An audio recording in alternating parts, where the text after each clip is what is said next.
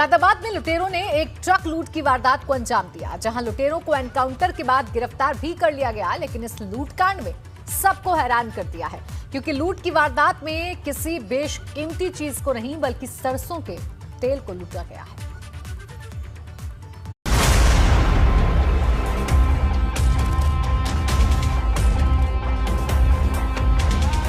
ये तस्वीरें बेशक पुलिस के एनकाउंटर की कार्रवाई की है, लेकिन इन तस्वीरों का ताल्लुक बढ़ती महंगाई से भी है, क्योंकि लुटेरों ने इस महंगाई के वक्त में ऐसी चीज को लूटा था जिसके दाम आम आदमी के होश उड़ा रहे हैं। मुरादाबाद में बीती रात बदमाशों ने सेल्स टैक्स अधिकारी बनकर सरसों के तेल से भरे एक ट्रक को लूट लिया था, जिसकी कीमत करीब 26 लाख रुपए थी। इस सूचना के बाद आसपास के जिलों में पुलिस ने नाकेबंदी कर दी थी और बदमाशों की तलाश शुरू कर दी। और नाकेबंदी कर संभल के असमौली थाना इलाके में पुलिस ने बदमाशों को घेर लिया। इस दौरान पुलिस की बदमाशों के साथ मुठभेड़ हुई, जिसमें पुलिस ने एक बदमाश को गिरफ्तार किया, साथ ही लूटे गए ट्रक को भी बरामद किया। पुलिस ने फरार हुए बाकी बदमाशों की तलाश में जंगल में कॉम्बिंग शुरू कर दी। मुरादाबाद जिले के पाकवाड़ा नामक थाने में हाईवे पर एक ट्रक को लूटा गया है, जिसमें एक बुलेरो सवार गैंग के द्वारा इसका जो ड्राइवर था उसको बंधक बनाकर इस ट्रक को लूट लिया गया था। इसमें धारा 394 में थाना पाकवाड़ा में मुकदमा भी पंजीकृत कराया गया था। आज इनको यहाँ पर जब चेकिंग की जा रही थी तो इसको जब रोकने की कोशिश की गई तो इनके द्वारा पुलिस के ऊपर फायर किया गया, जिसमें हमारा भी एक सिपाही घायल हुआ और इसमें जो गिरोह था इसका एक सदस्य जिसका नाम कादिर है वो घायल हुआ है, उसको अस्पताल भेजा गया है। बाजार में सरसों के तेल के दाम आसमान छू रहे हैं, जो आम आदमी की पहुंच से बाहर होते जा रहे हैं। ऐसे हालात में सरसों के तेल लूट की वारदात खुद में बहुत कुछ कह रही है। Bureau report, ABP Ganga.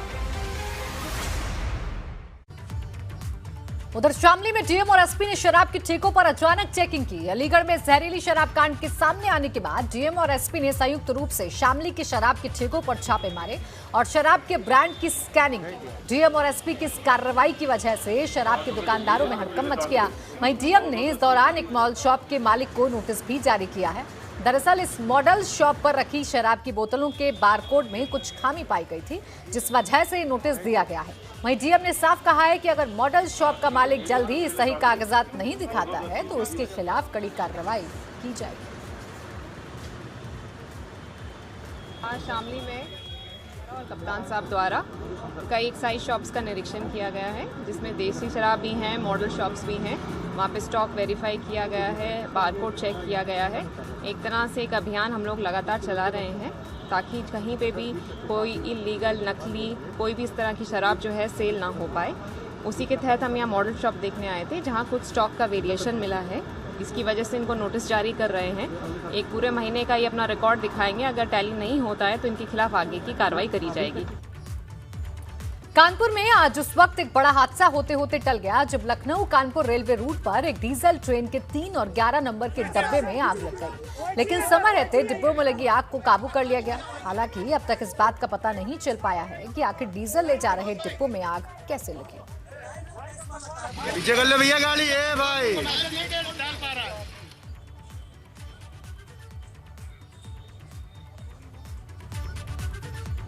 और कासगंज में प्रधानी के चुनाव की पुरानी रंजिश को लेकर कुछ दबंगों ने बुजुर्ग किसान राजा राम और उनके 2 भाइयों को पीट कर बुरी तरह से घायल कर दिया, जिसमें से एक किसान राजा राम की इलाज के दौरान मौत हो गई, जबकि दोनों भाइयों की हालत गंभीर बनी हुई है। दोनों को अलीगढ़ रेफर कर दिया गया है। ये मामला सियापुर गांव का है। खबरों के मुताबिक 4 जून की रात को खेत पर सो रहे 3 भाइयों पर लाठी, डंडे और धारदार हथियार से हमला किया गया था। इस बीच पीड़ित परिवार ने 7 लोगों के खिलाफ केस दर्ज कराया। पुलिस के मुताबिक गाँव में 2 पक्षों के बीच 2 दिन पहले मारपीट की घटना हुई थी। जनपद कासगंज के थाना सोरो के अंतर्गत सियापुर गांव पड़ता है। वहां पर बीते 2-3 दिन पहले 2 पक्ष में मारपीट हुई और एक पक्ष के एक व्यक्ति की मृत्यु होने की सूचना है। अस्पताल में जाके संबंधित परिजनों के शरीर के आधार पर मुकदमा पंजीकृत कर दिया गया है और तत्संबंधित धाराओं में विधिक कार्रवाई की जा रही है। और फतेहपुर के मलवा इलाके के आदमपुर गांव में अगवा बच्चे की हत्या के मामले का पुलिस ने खुलासा कर दिया है। दरअसल 13 साल के बच्चे को आदमपुर गांव से अगवा किया गया था और इसके बदले में 20 लाख रुपए की फिरौती मांगी गई थी। वहीं बाद में बदमाशों ने बच्चे को मारकर उसकी लाश कुएं में फेंक दी थी। पुलिस ने इस मामले में गोविंद सिंह और मुमताज नाम के बदमाश को गिरफ्तार किया है, जिन्होंने कबूल किया है कि उन्होंने बच्चे को अगवा कर उसके साथ कुकर्म किया और फिर उसकी हत्या कर दी। दोनों आरोपियों ने बताया कि नशे में उन्होंने इस वारदात को अंजाम दिया है। 4 तारीख को उस अपहृत किशोर की उसके घर के पास के ही एक कुएं में उसकी बॉडी मिली। उसके बाद विधि अनुसार पंचायतनामा और पोस्टमार्टम कराया गया। पोस्टमार्टम रिपोर्ट के आधार पर, सर्विलांस की इनपुट के आधार पर, मैन्युअल प्राप्त जानकारी के आधार पर पुलिस टीम के द्वारा 2 दोषियों को इसमें पकड़ा गया है। तो जो पोस्टमार्टम की रिपोर्ट के आधार पर धाराएं बढ़ाकर इनको आज माननीय न्यायालय के समक्ष पेश किया जा रहा है। जालौन में एक तेज रफ्तार ट्रैक्टर बेकाबू होकर नदी में गिर गया। लोगों की माने तो बाइक सवारों को बचाने के चक्कर में ट्रैक्टर के ड्राइवर ने अपना बैलेंस खो दिया और ये ट्रैक्टर नदी के पुल से लटक गया। हादसे में ट्रैक्टर ड्राइवर के साथ 3 लोग मामूली तौर पर घायल हुए हैं। हादसा सिरसा कलार थाना क्षेत्र के धामनी नदी पर बने पुल पर हुआ। वहीं हादसे के बाद पुल पर बड़ी तादाद में लोगों की भीड़ जमा हो गई। तस्वीरों में भी आप साफ देख सकते हैं।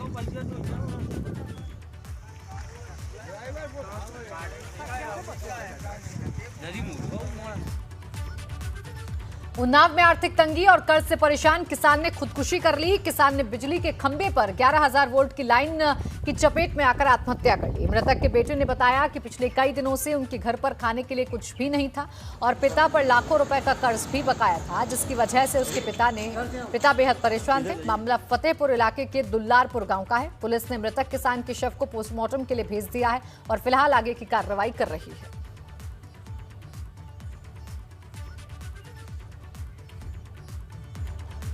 लखीमपुर खीरी के मुन्नापुरवा गांव में उस वक्त हड़कंप मच गया जब यहां पर गांव के कुछ लोगों की नजर बड़े मगरमच्छ पर पड़ी। ये मगरमच्छ नदी से घूमता हुआ गांव के भीतर दाखिल हो गया था, जिसकी जानकारी गांव के लोगों ने वन विभाग की टीम को दी। जानकारी मिलने के बाद वन विभाग की टीम मौके पर पहुंची और मगरमच्छ को पकड़कर वापस नदी में छोड़ दिया। वहीं जिस दौरान वन विभाग की टीम मगरमच्छ को पकड़ने की कोशिश कर रही थी, उस दौरान गाँव के लोगों की भीड़ भी इकट्ठा हो गई। मगरमच्छ के रेस्क्यू में वन विभाग की टीम को कड़ी मशक्कत करनी पड़ी।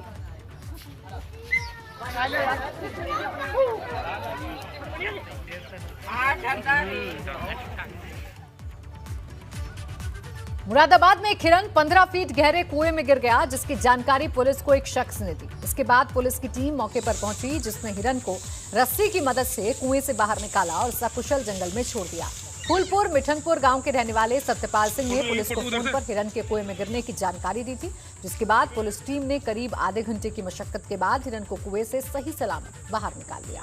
ये 15 फीट गहरा गड्ढा होगा ना कुआं।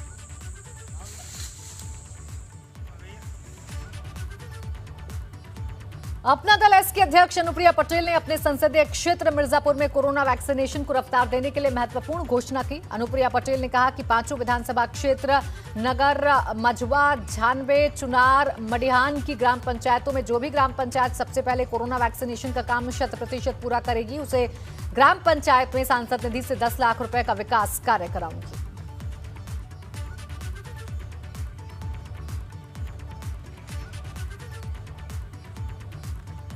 कोरोना महामारी के बीच अयोध्या में भव्य राम मंदिर के निर्माण का काम तेजी से चल रहा है। श्री राम जन्मभूमि तीर्थ क्षेत्र ट्रस्ट के मुताबिक तेजी से काम पूरा करने के लिए 12-12 घंटे की 2 शिफ्टों में काम कराया जा रहा है। इस वक्त राम मंदिर की नींव भराई का काम चल रहा है, जिसके लिए खास तकनीक इस्तेमाल की जा रही है।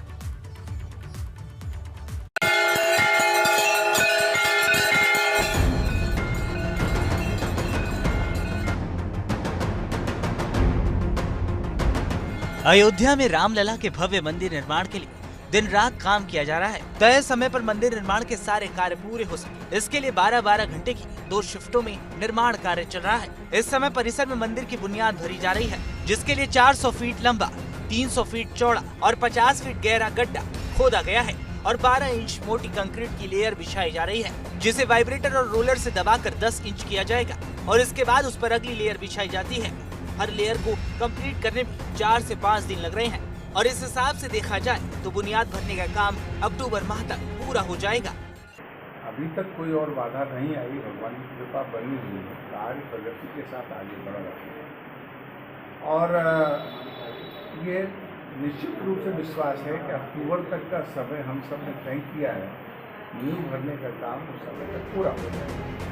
श्री राम जन्मभूमि तीर्थ क्षेत्र ट्रस्ट के पदाधिकारियों के मुताबिक मंदिर के बेस प्लिंथ के लिए मिर्जापुर से लाल पत्थर मंगाने का ऑर्डर भी ट्रस्ट ने दे दिया है, जिसे परिसर में बने कार्यशाला में तराशा जाएगा। उम्मीद जताई जा रही है कि मंदिर परिसर की कार्यशाला जून में ही शुरू की जा सकती है। लगभग L&T ने वहाँ जो सप्लायर हैं उनका चयन कर लिया है, उनके द्वारा आपूर्ति किए जाने वाले पत्थरों का मॉक ट्रायल कर लिया है। अब हम वहाँ वो स्थान विकसित कर रहे हैं, यथा आवश्यकता वो लेके पूरा करें। आपको बता दें कि अगस्त 2020 में राम मंदिर का भूमि पूजन हुआ था। उसके बाद कोरोना काल के बीच ही मंदिर का निर्माण शुरू हुआ और अब उम्मीद जताई जा रही है कि साल 2024 तक अयोध्या में भव्य मंदिर बनकर तैयार हो जाएगा। एबीपी गंगा के लिए अयोध्या से ऋषि कुमार की रिपोर्ट। पीलीभीत के एक छोटे से गांव के रहने वाले इंजीनियर ने ऐसी डिवाइस बनाने का दावा किया है जो डायबिटीज जैसे रोग को पूरी तरह से ठीक कर सकती है। ASIT कानपुर से बीटेक करने वाले इस इंजीनियर की खोज धीरे धीरे सुर्खियों में आ रही है। रिपोर्ट देखिए।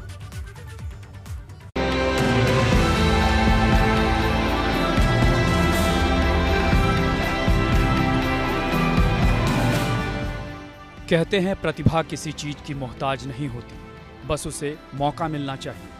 अब जरा इस घर की हालत और इसमें रहने वाले लोगों के हालात को ही देख लें। एक बार तो विश्वास नहीं होगा कि यहाँ एक होनहार प्रतिभावान इंजीनियर रहता होगा, जिसकी उपलब्धि सुन लें, देख लें तो कोई भी गर्व कर सकता है। ये 32 साल के धर्मेंद्र हैं, दिव्यांग हैं, लेकिन क्या मजाल कि शरीर की कोई कमी इनकी प्रतिभा, लगन, हिम्मत, हौसले के आड़े आए। पीलीभीत जिले के एक छोटे से गांव गोपालपुर के रहने वाले इलेक्ट्रॉनिक इंजीनियर धर्मेंद्र का दावा है कि उन्होंने 10 सालों की अथक मेहनत के बाद इंशॉल्टी नाम की एक ऐसी डिवाइस बनाई है जिसमें डायबिटीज जैसी बीमारी को दूर करने की क्षमता है। देखने में ये एक साधारण बल्ब जैसा है, लेकिन इसके जरिए 90 से 120 दिन के भीतर ही डायबिटीज जैसी गंभीर बीमारी को जड़ से खत्म किया जा सकता है। ये इंसोल्टी इलेक्ट्रॉनिक डिवाइस है जो आपको रात को जो लोग डायबिटिक पेशेंट होते हैं उनको रात को यूज़ करना पड़ता है, क्योंकि दिन में बहुत सारे रेडिएशंस होते हैं तो इसमें उतनी ज़्यादा इसकी रेज जो इफेक्टेड नहीं होती हैं। तो रात के समय सोते समय जब उसको ऑन करेंगे तो एक पूरा जो आइसोलेट में आपका जो एरिया पूरा जो बंद कमरा है पूरी तरीके से मतलब अच्छी तरीके से आइसोलेट हो जाता है, तो उसमें आपकी बॉडी को ऑक्सीडेशन जो होता है वो अच्छी तरीके से होने लगता है। दरअसल धर्मेंद्र की मां डायबिटीज की बीमारी से ग्रस्त थी, जिसने इस खोज के लिए धर्मेंद्र को प्रेरित किया। धर्मेंद्र के पिता की माने तो उनका बेटा बचपन से ही कुछ अलग करना चाहता था। उन्होंने एक बल्ब तैयार किया, 2010 से स्टार्ट किया, 10 साल पूरे लगे। इन्होंने बल्ब तैयार किया और उस बल्ब से ये सोचते हैं कि हमारे पूरे देशवासियों को इसका फ़ायदा मिले, सबके सब ठीक हो। यही हमारी इच्छा है, सब आसानी से रहे। वहीं इस बारे में कुछ डॉक्टरों से बात की गई तो उन्होंने कहा कि अगर ऐसा है तो फिर ये किसी चमत्कार से कम नहीं होगा। संज्ञान में आया है कि कोई एक इंजीनियर ने एक नई यंत्र या डिवाइस विकसित की है जिसको कि वो एक कमरे के अंदर 6 घंटे के लिए बता रहा है यूज़ करने के लिए, और वो जो है 90 से 120 दिन के अंदर उन्होंने डायबिटीज कंट्रोल होने का उसमें दावा किया है। ये वास्तव में अगर ऐसा कुछ है तो ये हम डॉक्टरी के क्षेत्र में एक बहुत बड़ा चमत्कार होगा और इस बंदे को पूरी विश्व में काफ़ी अच्छी पहचान मिलेगी। बहरहाल युवा इंजीनियर की इस खोज के बाद अंतर्राष्ट्रीय वैज्ञानिकों की संस्था लिरिक्स इंटरनेशनल कम्युनिटी ने धर्मेंद्र को डेमो देने के लिए बुलाया, लेकिन कोरोना के चलते ये होनहार फिलहाल घर पर ही रहने को मजबूर है। अब सवाल ये कि क्या शासन प्रशासन इस होनहार इंजीनियर की हुनर, काबिलियत को उतनी गंभीरता से लेगा जिससे उसे उसके मिशन में कामयाबी मिल सके। Bureau report, ABP Ganga. Corona महामारी की रोकथाम के लिए उत्तराखंड में कोरोना कर्फ्यू को 1 हफ्ते के लिए और बढ़ा दिया गया है। कुछ रियायतों के साथ प्रदेश में अब 15 जून की सुबह 6 बजे तक कोरोना कर्फ्यू जारी रहेगा। फल, सब्जी, दूध की दुकानें हर दिन सुबह 8 बजे से दोपहर 12 बजे तक खुलती रहेंगी। शराब की दुकान 9, 11 और 14 जून को सुबह 8 बजे से दोपहर 1 बजे तक खुलेंगी। राशन, किराने की दुकान, जनरल स्टोर 9 जून और 14 जून को सुबह 8 बजे से दोपहर 1 बजे तक खुलेंगे। स्टेशनरी की दुकानें 9 जून और 14 जून को सुबह 8 बजे से दोपहर 1 बजे तक खुलेंगी। कपड़े, दर्जी, चश्मे की दुकान 11 जून को सुबह 8 बजे से दोपहर 1 बजे तक खुलेंगी। साइकिल, ड्राई क्लीनर्स और ऑटो पार्ट्स की दुकान 11 जून को सुबह 8 बजे से दोपहर 1 बजे तक खुलेंगी। फोटोकॉपी, टिम्बर मर्चेंट की दुकान 9 जून को सुबह 8 बजे से दोपहर 1 बजे तक खुलेंगी।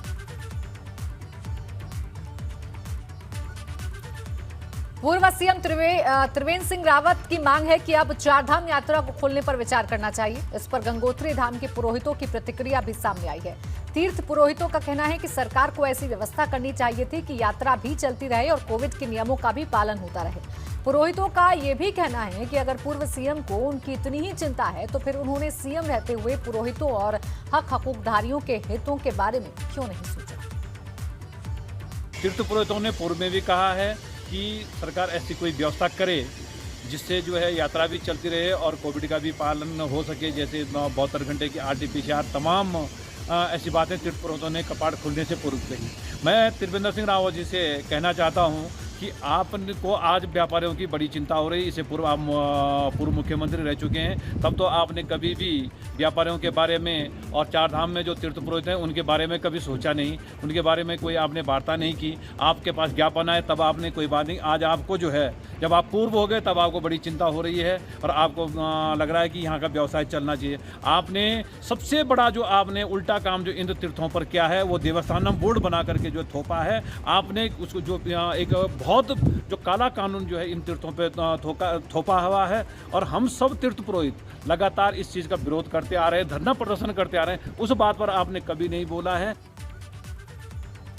उधर जोशीमठ में बद्रीनाथ से जुड़े तीर्थ पुरोहितों का क्या कहना है, ये भी देखिए। इसमें हमने पूर्व में भी अपने सरकार से आग्रह किया था कि भाई ऐसी एक व्यवस्था बनाई जाए जिसमें धाम में यात्री भी आता रहे और लोगों का भरण पोषण जो है जो होता रहे और साथ ही साथ यात्रा भी धीरे धीरे चलती रही और कोविड के नियमों का भी पालन किया जा सके। तो सरकार ने इस तरफ तो अभी ऐसे कोई ध्यान तो दिया नहीं। रही बात टीएसआर साहब के इस बयान को लेकर के, तो इसमें हमें तो उनसे एक बात कहनी है, पिछले वर्ष जब ऐसी ही आपदा आई थी जिससे वो स्वयं मुख्यमंत्री थे तो उन्होंने क्या किया, हम तो लगातार ज्ञापन के द्वारा अन्य मांगों के द्वारा हम तो लगातार करते रहे, लेकिन उन्होंने हमारी एक भी नहीं सुनी। बद्रीनाथ व चारधाम की यात्रा वर्तमान परिस्थितियों को देखते हुए प्रारंभ किया जाना अगर संभव हुआ, 2 वैक्सीन की बात नहीं, 2 वैक्सीन के बाद भी कोरोना संभव है। लिहाजा अगर तीसरी कहीं वेव आई तो ये सब संभव नहीं होगा।